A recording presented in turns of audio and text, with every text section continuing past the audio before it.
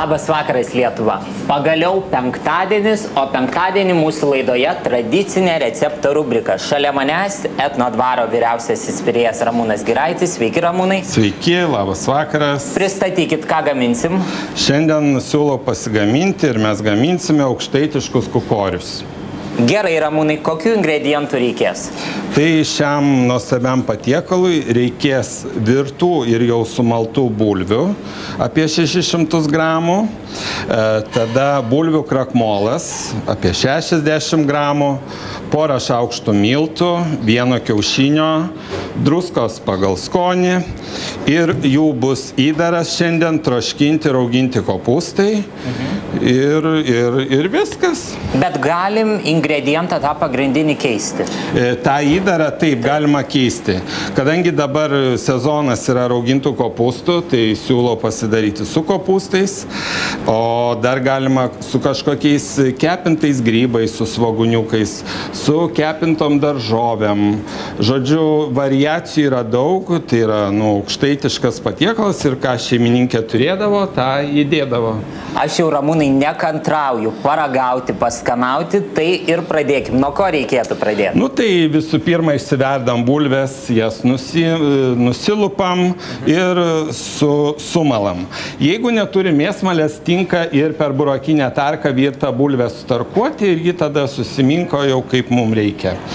Tai turim paruoštas jau bulves, mušam į bulves kiaušinį. Vieno kiaušinio. Vieno ant šitos masės užtenka, nes daugiau nuskistėja ta masė ir būna sunku susitvarkyti. Druskos, geras žiupsnelis, tada krakmolas. Kiek krakmolo, kokia kiekė? Čia kokie 2-3 šaukštai arba koks 60 gramų. Ir miltų panašiai. Miltų irgi keli šaukštai. Porą šaukštų.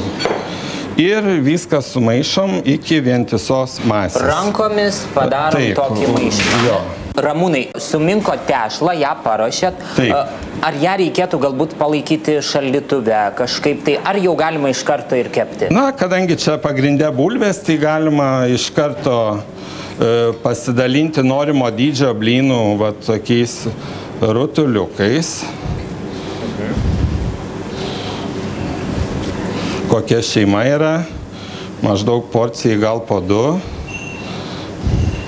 Nes jie tikrai pakankamai sotus. Taip, jau nuo 2 galima jau pavalgyti, aš manau, vakarieniai puikiai tiks.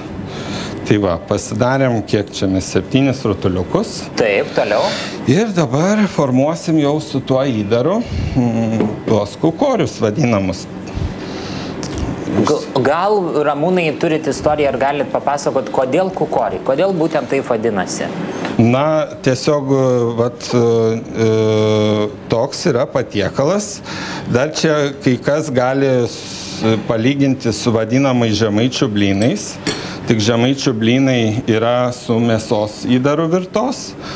O čia kadangi aukštaičiai, tai kukoriais ar kukorais, tas kirčiavimas nežinau kaip kalbininkai. Tikėkime, ant mūsų kalbininkai šį vakar nesupyks. Įdėjot kopūstus ir formuojam tokį apvalų blyną. Purų, pakankamai purų.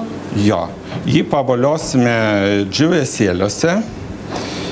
Pirago galima trupinių džiūvėsėliuose arba... O kas prisilaiko, gal galima ir iš vis jų nevolioti? Galima ir iš vis, bet kai apvoliom, tokia susidaro traškesnė plutelė kepam. Skaniau. Skaniau. Skaniau. Na ką, pasigaminom, Ramūnai, dabar... Taip, prisigaminom kukorių, dabar juos apvoliojame džiūvėsėliuose.